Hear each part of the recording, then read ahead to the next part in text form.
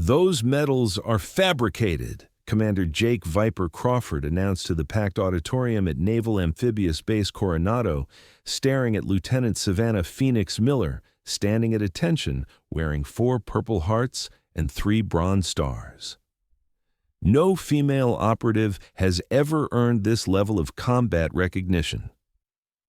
The SEAL commanders nodded in agreement, but none of them knew that in exactly 20 minutes, a 4-star general would enter with classified files that would expose the most dangerous secret missions in Navy history.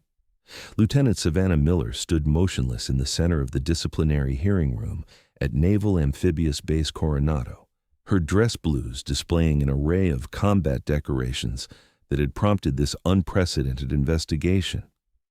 At 31 years old, she had somehow accumulated more combat medals than most elite SEAL operators, despite official records showing her assigned to routine intelligence analysis duties. The panel of 3 SEAL commanders sat behind a polished oak table, examining her service record with expressions ranging from skepticism to outright hostility. Commander Jake Viper Crawford, the senior officer, held her medal citations like evidence of fraud. "Let's review these alleged achievements," Crawford announced to the packed auditorium filled with SEAL operators, Navy personnel, and investigators. Silver Star for gallantry in action, Navy Cross for extraordinary heroism, Distinguished Service Cross with oak leaf cluster, Combat Action Ribbon with 4 stars. Commander Mike Hammer Blake, a decorated veteran of 3 combat deployments, shook his head in disbelief. The Combat Action Ribbon alone indicates direct enemy engagement under hostile fire. Our records show Lieutenant Miller assigned to desk duty analyzing satellite imagery. Commander Sarah Ice Johnson, the only female SEAL commander present, leaned forward with obvious doubt. 4 Purple Hearts suggest multiple combat wounds. The medical records show no evidence of combat injuries. This appears to be systematic falsification of military awards. The audience murmured with growing conviction that they were witnessing the exposure of elaborate military fraud. SEAL operators who had earned their decorations through blood and sacrifice were visibly angry at what appeared to be stolen valor on an unprecedented scale. Savannah remained at attention, saying nothing in her defense, her gray-green eyes fixed on the wall behind the panel. She had been through this before, not the formal hearing, but the skepticism, the doubt, the assumption that her awards were impossible for someone with her official assignment. Commander Crawford continued reading her citations. Bronze Star with Valor Device for heroic achievement in ground combat. Meritorious Service Medal with 2 oak leaf clusters. Afghanistan Campaign Medal with 4 campaign stars. Iraq Campaign Medal with 6 campaign stars. 10 campaign stars? Commander Blake interrupted. That would indicate multiple combat deployments across both theaters of operation. Lieutenant Miller's official assignment history shows continuous stateside duty. Commander Johnson nodded grimly. Either our personnel tracking system has catastrophically failed, or we're dealing with the most elaborate case of stolen valor in Navy history. The mood in the auditorium shifted from skepticism to anger. SEAL operators who had risked their lives earning similar decorations were glaring at Savannah with obvious hostility. Some were muttering threats, others were demanding immediate court-martial proceedings. "The evidence is clear," Crawford declared, standing to address the packed room. "These medals represent claims of combat service that official records prove never occurred. Lieutenant Miller will be stripped of all awards pending investigation for fraud and theft of valor." That was when the auditorium doors opened with explosive force. General Patricia Iron Lady Stone entered with an escort of 4 armed military police officers, her 4 stars gleaming on her dress uniform. Behind her walked Colonel James Ghost Turner, carrying a briefcase marked with classification stamps that made everyone in the room uncomfortable. The entire auditorium snapped to attention. General Stone was a legend in special operations communities, the first woman to command joint special operations forces, with a combat record that included missions so classified they had never been officially acknowledged. "Remain seated," Stone commanded, her voice carrying absolute authority. "This hearing is now under my jurisdiction." Commander Crawford stepped forward with obvious confusion. "General, we weren't expecting oversight from—" "Sit down, Commander," Stone interrupted coldly. "Colonel Turner, please present the classified materials." Turner approached the panel and placed a thick folder on the table. The classification markings were at levels that even SEAL commanders rarely encountered. Top secret/special access, required/no foreign. "Gentlemen," Stone addressed the panel, then looked directly at Commander Johnson. "And Commander Johnson, you are about to learn information that is classified at the highest levels of national security. Nothing you hear in the next 20 minutes may ever be repeated outside this room." The auditorium fell silent except for the sound of rustling papers as Turner opened the classified folder. Lieutenant Miller's official assignment to intelligence analysis was a cover assignment, Stone announced. Her actual service record is classified under special access programs that require presidential authorization to declassify. Commander Crawford's expression shifted from confidence to uncertainty. "General, we've reviewed all available records." "You've reviewed the records you were authorized to see," Stone cut him off. "The missions that earned Lieutenant Miller these decorations were so classified that acknowledging them would compromise ongoing operations and endanger the lives of assets still operating in hostile territory." Turner began placing documents on the table. Satellite photographs, operation summaries, casualty reports, all marked with classification levels that made the SEAL commanders exchange uncomfortable glances. "Operation Desert Phantom," Stone announced. "Lieutenant Miller spent 8 months operating undercover in Afghanistan, embedded with Taliban forces while providing intelligence that led to the elimination of 12 high-value targets." The first photograph showed a woman in traditional Afghan dress, barely recognizable as Savannah Miller, sitting in what appeared to be a Taliban command meeting. Her first Purple Heart was earned when her cover was blown, and she fought her way out of a Taliban compound, killing 6 combatants while wounded and calling in airstrikes on her own position. Commander Blake stared at the photograph with growing amazement. That's not possible. Deep cover operations of that duration require skills that Lieutenant Miller possessed in abundance, Stone continued. Operation Iron Serpent. Lieutenant Miller operated for 6 months in Iraq, infiltrating ISIS command structures and providing targeting intelligence for special operations raids. The next set of photographs showed the same woman, now in Middle Eastern dress, apparently integrated into terrorist organizations at the highest levels. Her Silver Star was earned during the raid on the ISIS chemical weapons facility. When the assault team was pinned down by superior forces, Lieutenant Miller eliminated 7 enemy combatants from inside the building and secured chemical weapons that would have killed thousands of civilians. Commander Johnson leaned forward with professional interest. "General, the infiltration skills required for these operations would take years to develop." Lieutenant Miller was recruited for special operations at age 19, Stone revealed. She spent 4 years training in languages, cultural integration, combat skills, and psychological operations before her first deployment. Turner placed more documents on the table, training records from facilities that officially didn't exist, language certifications in Pashto, Arabic, Farsi, and Urdu, marksmanship scores that exceeded Navy SEAL standards. Operation Black Winter, Stone continued. Lieutenant Miller spent 10 months in Syria, operating as a refugee while gathering intelligence on foreign fighters entering the region. Her Navy Cross was earned when she single-handedly prevented a terrorist attack on a refugee camp housing 3,000 civilians.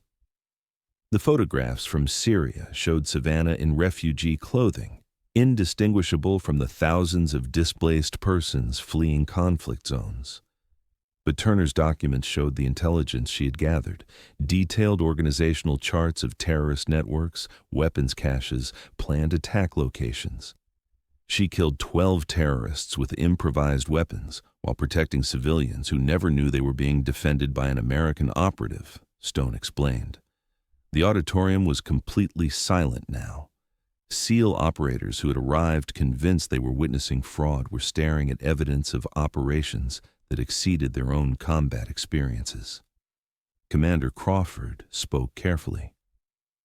"General, these operations would require extraordinary skill and personal risk." Lieutenant Miller volunteered for missions that other special operations personnel refused, Stone replied. She operated alone, without backup, in some of the most dangerous territory on Earth. Turner placed the final set of documents on the table, medical records showing treatment for gunshot wounds, shrapnel damage, chemical burns, and psychological trauma from extended deep cover operations. Her 4 Purple Hearts represent injuries sustained during operations that saved American lives and prevented terrorist attacks that would have destabilized entire regions, Stone continued. The medical records painted a picture of repeated physical sacrifice, wounds treated in classified medical facilities, rehabilitation conducted under assumed identities, psychological counseling for trauma that couldn't be officially acknowledged. Operation Thunder Ghost, Stone announced. Lieutenant Miller's most recent assignment. She spent 14 months infiltrating arms dealers supplying weapons to terrorist organizations across 3 countries. The final photographs showed Savannah in various disguises, sometimes as a wealthy arms buyer, sometimes as a local translator, sometimes as a journalist. Each identity had been crafted to penetrate different levels of the international weapons trade. Her Distinguished Service Cross was earned when she discovered a plot to smuggle nuclear materials to terrorist organizations. She maintained her cover while providing intelligence that led to the seizure of weapons-grade uranium and the arrest of 47 individuals across multiple countries. Commander Johnson was studying the documents with professional admiration. "General, the operational security required for these missions was maintained through official assignment to routine intelligence duties," Stone finished. Lieutenant Miller's cover assignment provided the perfect explanation for her presence at various military installations while concealing her actual operational status. The scope of what Savannah had accomplished became clear as Turner revealed additional classified documents. Training records showed she had mastered 12 different languages, completed advanced combat training with special operations units from 6 different countries, and developed expertise in chemical weapons, explosives, cyber warfare, and psychological operations. During Operation Crimson Dawn, Stone continued, Lieutenant Miller infiltrated a human trafficking network that was also smuggling terrorists into European cities. She spent 11 months undercover, ultimately providing intelligence that led to the rescue of 200 trafficking victims and the prevention of coordinated terrorist attacks in 4 NATO countries. The photographs from this operation showed Savannah in yet another identity, this time as a wealthy businesswoman involved in international transport logistics. The documents revealed that she had maintained this cover while gathering evidence that dismantled an entire criminal network spanning multiple continents. Her Bronze Star with Valor device was earned when the trafficking operation discovered her true identity. Rather than extract, she chose to remain in place to complete the intelligence gathering, knowing that leaving would compromise the rescue of trafficking victims. She fought her way out of a fortified compound in Montenegro, eliminating 8 armed criminals while ensuring the safety of 12 victims. Additional medical records showed the injuries from this operation, knife wounds, burns from torture, and psychological trauma from witnessing horrific crimes against innocent people. But the intelligence she provided led to the largest human trafficking bust in European history. Operation Silver Phoenix, Stone revealed, was perhaps her most dangerous assignment.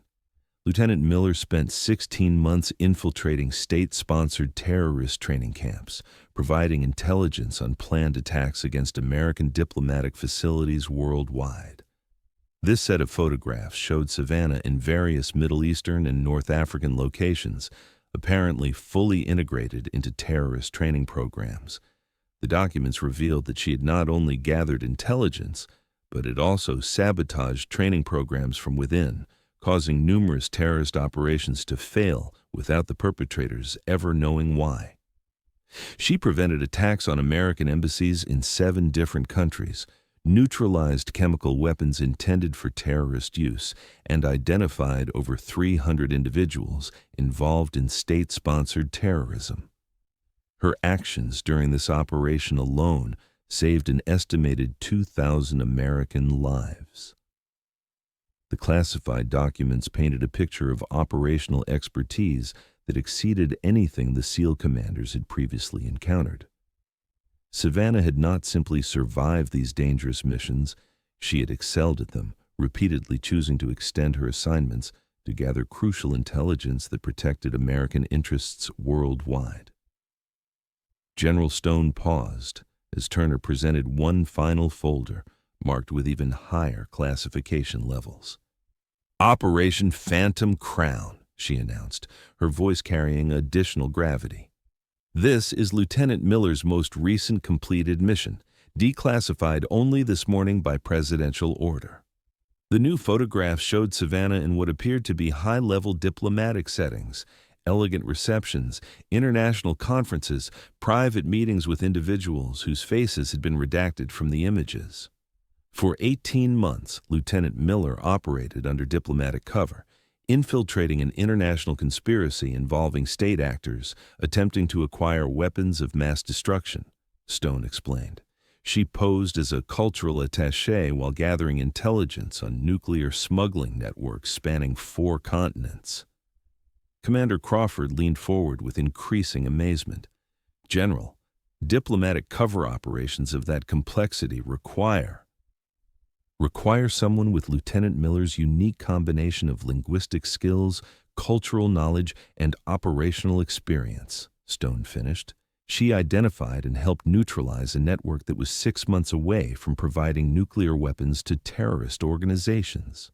The documents revealed that Savannah had attended diplomatic functions in 12 different countries, maintaining her cover while photographing classified documents, recording conversations, and tracking financial transactions that revealed the full scope of the nuclear smuggling operation.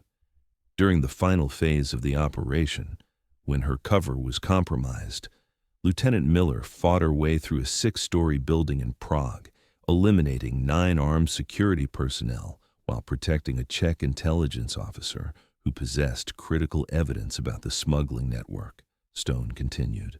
The medical records from Prague showed gunshot wounds to her shoulder and leg, burns from an explosion, and concussion injuries from hand-to-hand combat. But the intelligence she secured led to the arrest of 127 individuals across multiple countries and the seizure of enough weapons-grade material to build 12 nuclear devices. Her second Distinguished Service Cross was awarded for this operation, which represents one of the most successful counter-proliferation missions in intelligence history, Stone explained. Commander Johnson was studying the documents with professional fascination. General, the skill set required to operate effectively at diplomatic levels while conducting combat operations is precisely why Lieutenant Miller was selected for these assignments, Stone replied. Her ability to function in high society settings while maintaining combat readiness made her uniquely qualified for operations that no other operative could have completed. Turner placed one final set of documents on the table. Psychological evaluations showing how Savannah had maintained mental stability through years of dangerous undercover work, adapting to different cultures and identities while never losing sight of her mission objectives. The psychological resilience required for these extended deep cover operations is extraordinary, Stone noted. Lieutenant Miller underwent continuous psychological monitoring and support throughout her operational assignments, maintaining perfect operational security while managing the stress of constant life-threatening situations. The complete picture of Savannah's service record now lay before the SEAL commanders, a decade of the most dangerous and important special operations missions in recent American history, conducted by an operative whose official assignment had deliberately concealed her true contributions to national security. Turner closed the folder and stepped back, the classified materials having told a story that transformed Savannah Miller from suspected fraud to decorated hero. Ladies and gentlemen, Stone addressed the entire auditorium. You are looking at one of the most successful special operations personnel in military history. Her missions have prevented terrorist attacks, saved civilian lives, and provided intelligence that has kept America safe. The silence stretched for nearly a minute as everyone processed what they had learned. Commander Crawford stood slowly. Lieutenant Miller, we owe you an apology. Your service record is extraordinary. Commander Blake nodded with obvious respect. Ma'am, your operational achievements exceed anything in our experience. Commander Johnson stepped forward with professional admiration. Lieutenant Miller, your courage and skill honor the entire special operations community. But Savannah's response was characteristically understated. Just doing my job, ma'am, she said quietly, addressing General Stone rather than the panel. Stone smiled, the first warmth she had shown since entering the room. Miller, your job has included some of the most dangerous and important missions in recent military history. The general addressed the auditorium one final time. The operations you've learned about today remain classified. Lieutenant Miller's cover assignment continues to protect ongoing missions and the safety of other operatives. Her awards are not only legitimate, they represent extraordinary service to this nation. As the hearing concluded and personnel filed out of the auditorium, the atmosphere had completely changed. SEAL operators who had arrived angry about stolen valor were approaching Savannah with respect and curiosity. Ma'am, one young SEAL asked quietly, could you teach us about long-term infiltration techniques? Lieutenant, another operator said, your operational security during those deep cover missions, how did you maintain psychological stability? But Savannah deflected all questions with professional courtesy, neither confirming nor denying details that remained classified. General Stone approached her personally as the auditorium emptied. Miller, you've completed more high-risk solo operations than any operative in recent history. You've earned the right to any assignment you want. Savannah considered the offer carefully. General, I'd like to continue operational assignments. There's still work to be done. Stone nodded with approval. I hoped you'd say that. We have situations developing that require someone with your particular skills. 6 months later, Lieutenant Savannah Miller received promotion to Lieutenant Commander and assignment to the Navy's most classified Special Operations Unit. Her official duties remained listed as intelligence analysis, but her actual missions continued to protect American interests in the world's most dangerous places. The SEAL commanders who had questioned her awards became advocates for her continued service. Commander Crawford personally recommended her for advanced special operations training. Commander Blake requested her assistance in developing new infiltration techniques for SEAL teams. Commander Johnson worked to create opportunities for other female operatives to follow similar career paths. The Naval Amphibious Base Coronado now features a classified display in the Special Operations Museum, awards and commendations earned by personnel whose missions cannot be publicly acknowledged. Savannah Miller's decorations occupy a place of honor, representing service that exemplifies the highest traditions of American special operations. But for Savannah, the recognition mattered less than the mission. She continued operating in the shadows, protecting Americans who would never know her name, preventing attacks that would never make headlines, and serving her country with the same quiet professionalism that had characterized her entire career. The woman they accused of stolen valor had proven to possess one of the most legitimate and extraordinary combat records in military history. Sometimes the most dangerous warriors are the ones whose battles must remain secret. Sometimes the greatest heroes are those whose service can never be fully acknowledged, and sometimes the person accused of lying is the one telling the most important truth of all. Lieutenant Commander Savannah Phoenix Miller continued serving in missions that officially never happened, protecting a nation that could never thank her, with decorations that told only part of the story of her sacrifice and courage. Her awards weren't lies. They were the visible symbols of invisible service that kept America safe from threats that could never be publicly revealed. The classified warrior had proven that some truths are too important to remain hidden, even when revealing them puts everything at risk. Thanks for watching. If you like this video, you can subscribe to see more incredible stories like this one.